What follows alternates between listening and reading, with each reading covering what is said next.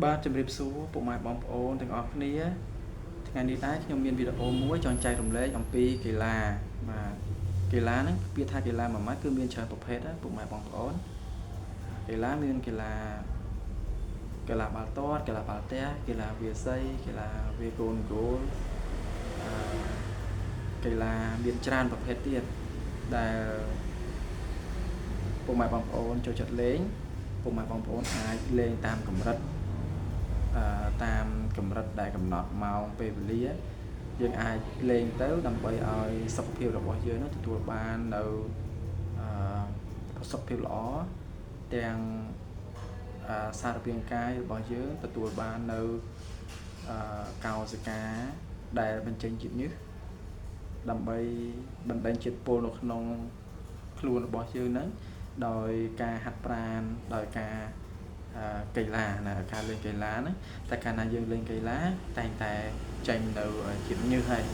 អញ្ចឹងកាលណាដែលចេញជាតិញើសទៅធ្វើឲ្យសារជាតិពុលរបស់យើងគឺអស់បាទអញ្ចឹងខ្ញុំសូមឲ្យលើកទឹកចិត្តឲ្យពុកម៉ែបងប្អូនព្យាយាមធ្វើរំហាត់ប្រាណដោយការលេងកីឡាដែលពុកម៉ែបងប្អូនចូលចិត្តលេងកីឡាណាមួយដែលអាចធ្វើឲ្យពុកម៉ែបងប្អូនស្រួលនៅក្នុងសរសៃ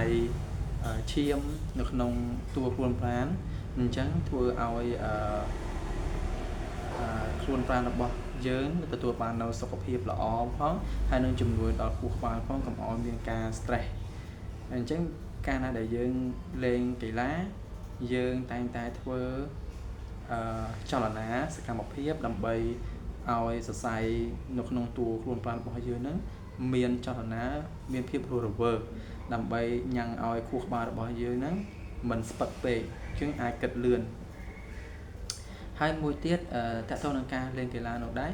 យើងអាចទទួលបាននៅ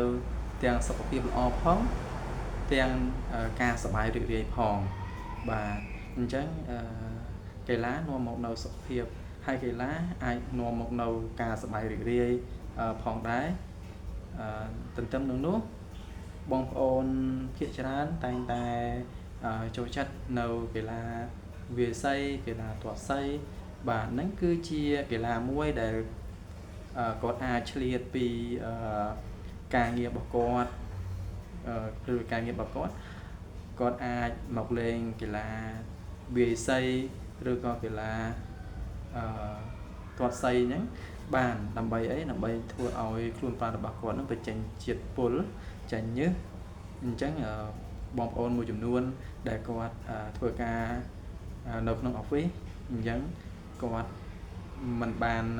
ចេញជាតិញើសធម្មតាទេគឺគាត់នៅក្នុងតែម៉ាស៊ីនត្រជាក់ហើយកាលណាដែលគាត់អត់សូវចេញជាតិញើសអញ្ចឹងធ្វើឲ្យខ្លួនប្រាណរបស់គាត់ក៏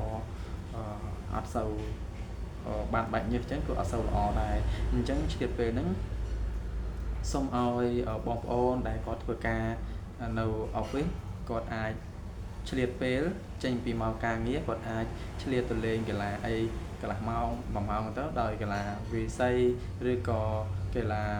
បាល់ទាត់បាទអញ្ចឹងបងប្អូនអាចទទួលបានសុខភាពល្អនិងដើម្បីជៀសវាងពីជំងឺផ្សេងៗដែលអាចមានដោយសារតែកាលណាដែលយើងមិនបញ្ចេញជាតិញើសទេអាចជំងឺអាកាសនិយមគឺតែងតែមកជីនៅខ្លួនរបស់យើងដោយសារតែយើងអត់បញ្ចេញជាតិពុលអត់បញ្ចេញជាតិញើសនឹងឯងហើយមួយវិញទៀតគឺយើងអាចទទួលទានអាហារណាដែលមិនបណ្ដាលឲ្យសុខភាពយើងហ្នឹងចុះទ្រុឌទីមួយគឺយើងកុំហូបនៅគ្រឿងស្រវឹងច្រើនពេកយើងកុំហូបអ្វីដែលត្រជាក់ហួសកម្រិតនឹងអាចធ្វើឲ្យសុខភាពយើងហ្នឹងមានការមិនស្រួលអាចទៅជាឈឺបំពង់កដូចជាផ្ដាសាយដោយប្រកបអាបានហ្នឹងអញ្ចឹងពុកម៉ែបងប្អូនអាចកាត់បន្ថយខ្លះទៅដើម្បីរក្សាសុខភាពបានបងប្អូនពុកម៉ែបងប្អូនអាចនឹងលេងកីឡាឲ្យបានជាប្រចាំបើមិនបានច្រើនម៉ោងទេអាចទៅលេងក្នុងមួយថ្ងៃនេះអាចទៅ មកពេលអាចត្រឹម5 10នាទីឬក៏20នាទីក៏បានដែរដើម្បីអីដើម្បីឲ្យសុខភាពរបស់យើងនឹងបានល្អដោយយើងលេងកីឡាកំណត់ពេលវេលាបើសិនបើយើងអាចនឹងរវល់ក្នុងចន្លោះពេលវេលានឹងបានយើងអាចលើកទៅ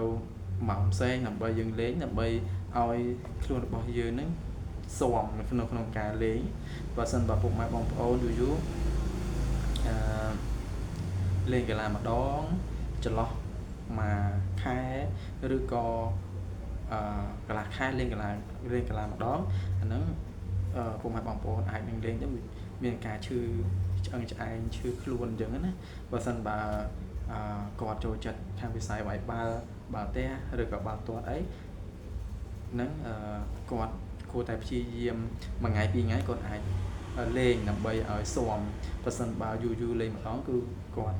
អាចនឹងឈឺខ្លួនហ្នឹងហើយអញ្ចឹងជាក់ស្ដែងទៅសោះខ្ញុំផ្ទាល់ខ្ញុំព្យាយាមលេងកីឡាចន្លោះពីបើសិនបើខ្ញុំរវល់ខ្ញុំអាចដកឃ្លាក្នុងចន្លោះមួយថ្ងៃឬថ្ងៃស្អែកខ្ញុំអាចលេងទៅមួយសាច់ឬក៏ពីរសាច់អីហ្នឹងអត់អីទេធ្វើឲ្យខ្លួនប្រាណរបស់យើងហ្នឹងអាចបណ្ដេញជាតិពុលបានយើងទទួលបានបរិយាកាសល្អក្នុងខ្លួនដែរអញ្ចឹងទេខ្ញុំសូមឲ្យពុកម៉ែបងប្អូនទាំងអស់អាចនឹងយកមតិខ្ញុំក៏ដូចជា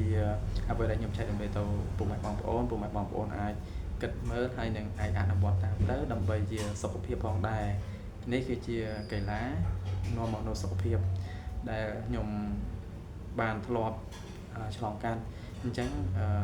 វីដេអូខ្ញុំមានតែប៉ុណ្្នឹងទេពុកម៉ែបងប្អូនពុកម៉ែបងប្អូនអាចយកវីដេអូខ្ញុំនេះអាចបើមិនលេខបានតែប៉ុណ្្នឹងទេហើយជាចុងក្រោយសូមអរគុណសូមជម្រាបលា